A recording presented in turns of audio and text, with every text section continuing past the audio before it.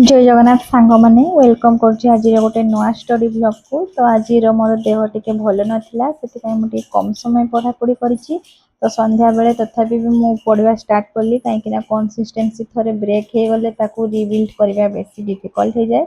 तो मु fast slot धरली कौन ना English grammar 60 important rules of grammar मु 10टा करी। 11 number rules to 20 number rules तक फास्ट रिवाइज करदेली। मुझे पेडागोजी सीडीपी पढ़ाई गली। सीडीपी मु कौन कली ना लर्निंग डिसेबिलिटीज कौन थी लिखी तो रिवाइज करदेली। आज किसी मो नुआ पढ़िली केवल रिविजन को रखली। आउ एजुकेशनल कमिशन बिफोर इंडिपेंडेंस कौन थी आफ्टर इंडिपेंडेंस कौन थी रिकॉल करदेली। ए सब आम इग्नू बीएड एग्जाम रे डायरेक्ट पचारि दिए तो रिकॉल कली। देन मु ओडिया ग्रामर पढ़ाई बसीगली। आउ ओडिया ग्रामर रे मु सारस्वत फॉलो करे आपण माने जान तो सारस्वत रे मु तो पढ़ी पूर्व वीडियो रे उपसर्ग। आज मु क्रिया पढ़ा स्टार्ट कली।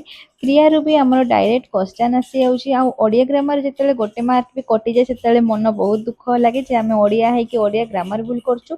ताकू भी थोरली पढ़ा बेसी जरूरी होता है जेति कि पढ़ा ताठू बेसी रिविजन मायने रखे। तो आगु मु चैप्टर थोड़े पढ़ी आज आउ थे रिविजन कली तथापि ये चैप्टर मु फुल कवर करिनी हाफ करिछि बाकी हाफ कारी करी कहीं गोटे दिन एत सब पढ़ले मन रही मोर तो मन रहेनी।